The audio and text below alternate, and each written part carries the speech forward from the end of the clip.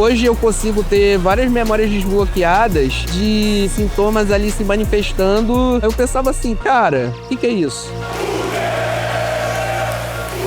O Vasco ele tem essa história da inclusão, de estar recebendo, de estar incluindo. É justo meu filho na hora do gol, que tá todo mundo no ápice do futebol comemorando, e meu filho tá sofrendo porque não tem um local onde ele possa assistir. O Peleja, junto com a Chevrolet, veio até o Rio de Janeiro para entender como torcidas formadas por pessoas autistas ajudaram a criar até uma lei e mexeram com a política por aqui.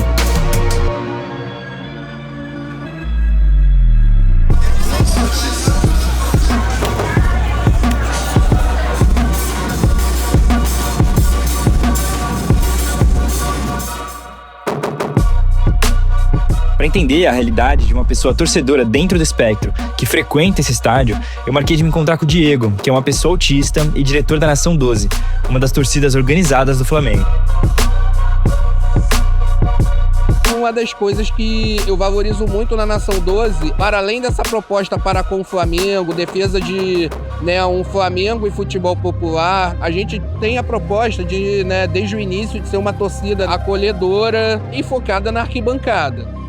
O meu diagnóstico só veio ano passado, aos 36 anos. Hoje eu consigo ter várias memórias desbloqueadas de, sinais, sintomas ali se manifestando e que, eu pensava assim, cara, o que é isso?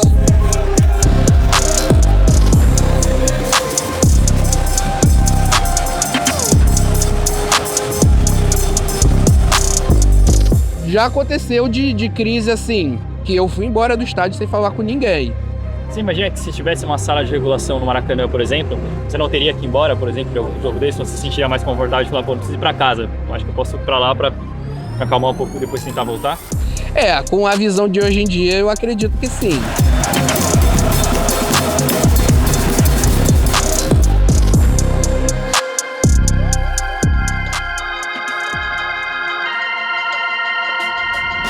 Existe uma lei aqui no Rio que obriga os principais estádios da cidade a ter um espaço reservado para a comunidade autista. Estou indo agora lá para o centro para encontrar com o Eduardo, o cara que propôs essa lei.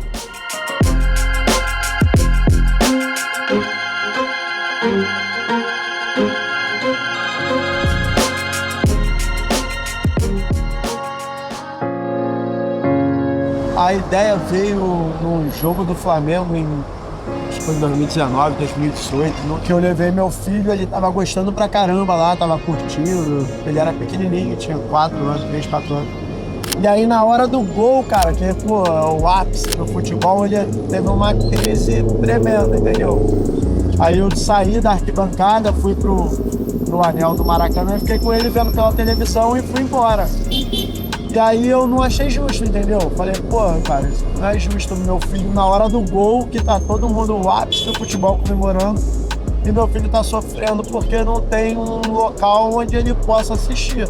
A Lei Arthur Colecto é um marco, pois é a primeira lei nesse sentido do Brasil. Mas é triste ter que se fazer uma lei para que você consiga levar mais público para o estádio. Quando eu escrevi a lei, a ideia eram arenas com capacidade superior a 20 mil pessoas. Que a ideia era pegar os 3 grandes estádios da cidade, que é o Maracanã, o Newton Santos e São Januário. Reduziu para 5 mil pessoas o número da arena para ter esse espaço. E com essa diminuição, todos os 3 grandes estádios do Rio são obrigatórios ter um espaço de uma... Na realidade, todas as arenas esportivas são obrigadas a ter. Acima de 5 mil.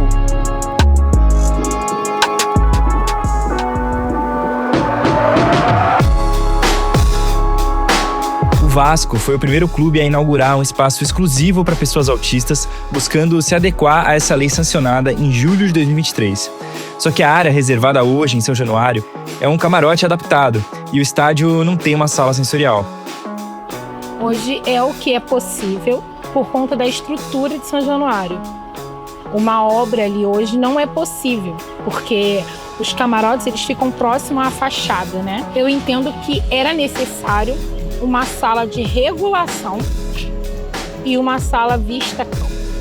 A sala de regulação para que alguém em crise vá para a sala, faça a regulação e saia da sala. A gente tem uma esperança de que agora, né, com essa questão da obra, com essa questão de crescer, que a gente tenha um espaço maior, com a questão também sensorial. O Vasco hoje tem um espaço, tem lá um camarote que foi cedido, e o Newton Santos é uma incógnita, assim, porque a gente não consegue conversar com o pessoal do Botafogo. O Botafogo, enfim, a SAF, diz que tem um espaço, e a gente não sabe como é que se tem acesso, como é que o Botafogo faz. E é onde eu acho que deveria ter mais o poder público cobrando transparência, né? E também cobrando para que a lei seja cumprida.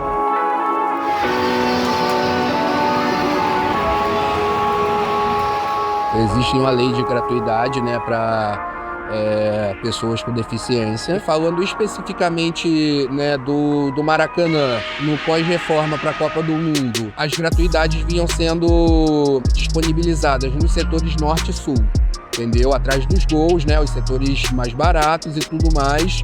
E falando do Flamengo, foi assim até o final de 2024. Agora, nessa nova gestão do Flamengo, né, eles estão sim cumprindo a lei. Isso é importante frisar. No entanto, eles não estão disponibilizando mais no setor norte. Disponibilizam normalmente no setor sul. Aí quando é clássico, com o mando do Flamengo, a gratuidade do rival, né, é disponibilizada no sul, mas a gratuidade do Flamengo é disponibilizada no setor leste superior. Eu fui diagnosticado em abril do ano passado. Eu tive ali 6 meses com direito à gratuidade.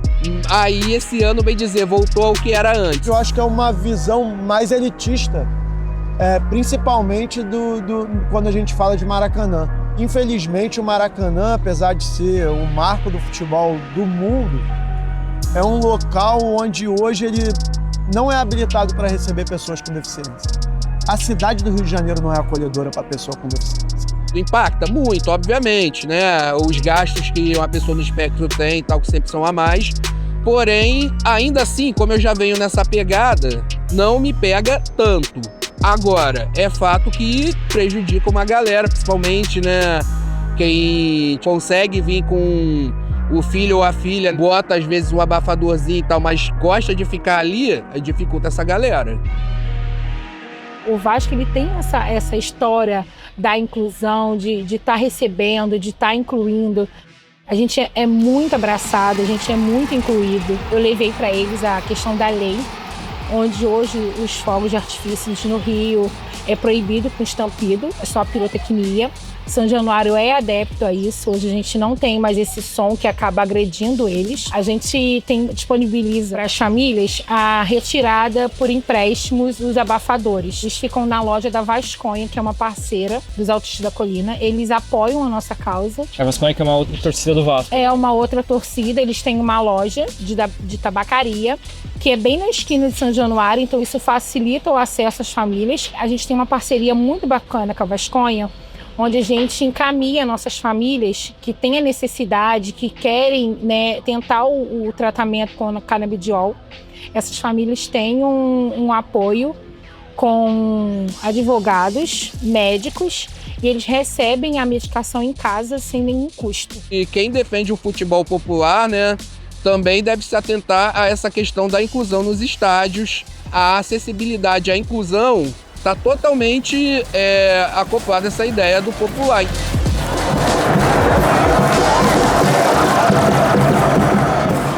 No próximo episódio, seguimos para o Recife, que mostra que a cultura de arquibancada e as torcidas formadas por pessoas autistas não precisam ser coisas separadas.